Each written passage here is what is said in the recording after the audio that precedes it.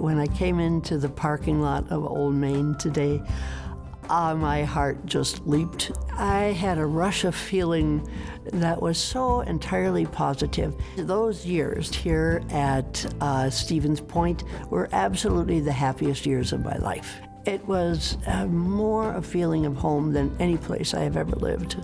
For one thing, I love learning. Oh, and this was just like a feast. It was wonderful. Great faculty, memorable faculty, and wonderful campus, not nearly as expansive as it is now, but really delightful. Students today, young women and young men,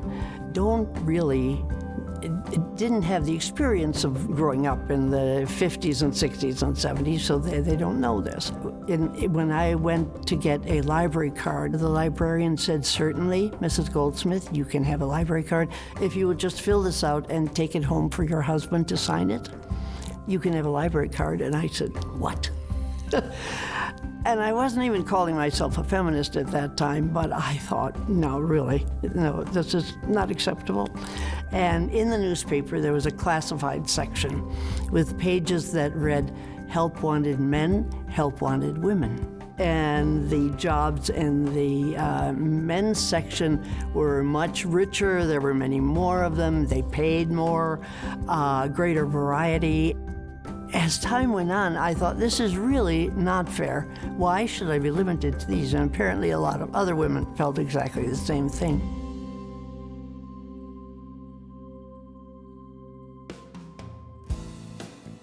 I attended my first NOW meeting in 1974. NOW, N-O-W, stands for the National Organization for Women. There was a meeting, the first meeting of our actual chapter in Two Rivers, Manitowoc chapter. I couldn't go to because I didn't have childcare, which was a very common problem in those days, still is actually.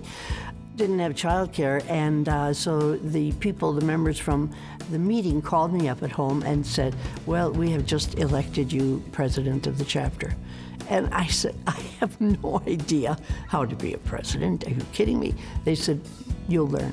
It'll be okay." So I became chapter president and learned on the job very quickly and loved it because it is wonderful to be able to do something about a wrong that you see, and you're doing something to help fix it, change it.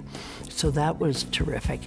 And I ended up being state president of Wisconsin now, which was even more wonderful, traveling around the state and meeting all of the wonderful women in the state, and no small number of men who were all equally supportive.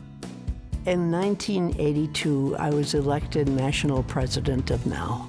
Well, I think certainly the most remarkable part of that experience was when we decided, our NOW National Board decided to support financially and several other ways, to support Coretta Scott King's 1983 March on Washington, which was an anniversary of the 1963 March on Washington, at which Dr. Martin Luther King gave the famous "I Have a Dream" speech. The NOW PAC endorsed Walter Mondale for president, got to know him very well. Jerry Ferraro was one of the most significant people I ever met. She was so strong and so good, and she was so badly treated during that entire experience of her candidacy. But I learned from her. I debated Jerry Falwell at the National Press Club, and that's a kind of a big deal. Because all of the national press is there. I debated a woman by the name of Phyllis Schlafly a lot. She was very, very anti-Equal Rights Amendment, anti-women's rights in general. She one time said that she couldn't believe that there would be a woman who was worth as much as a man. One of the shocking things to me when I moved to Washington, D.C. was I found that people in Washington, D.C. didn't value niceness. And I thought, how can you not? I mean, niceness is nice. And it is the grease that keeps the social wheels running smoothly. They were more direct, upfront, which often meant rude.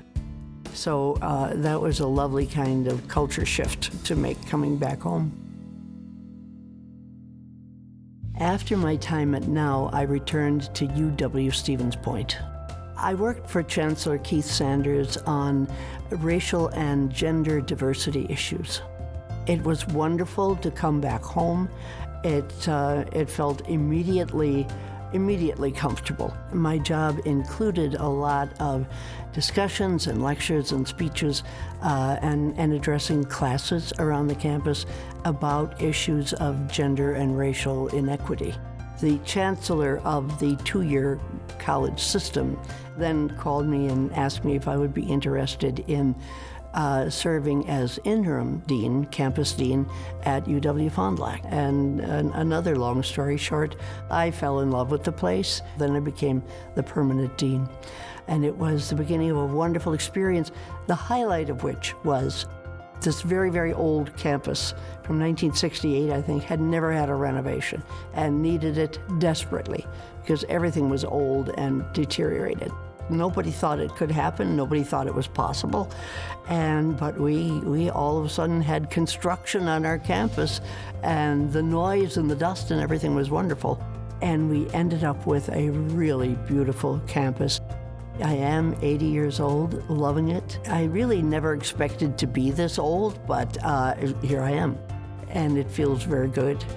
And it is wonderful at this age to be able to continue to work with the people and work in government in such positive ways. Currently, I'm an elected county supervisor in Fond du Lac County. County government in Wisconsin is really wonderful and unusual. It is truly nonpartisan. We work for the people. We don't work for a party, and I love that.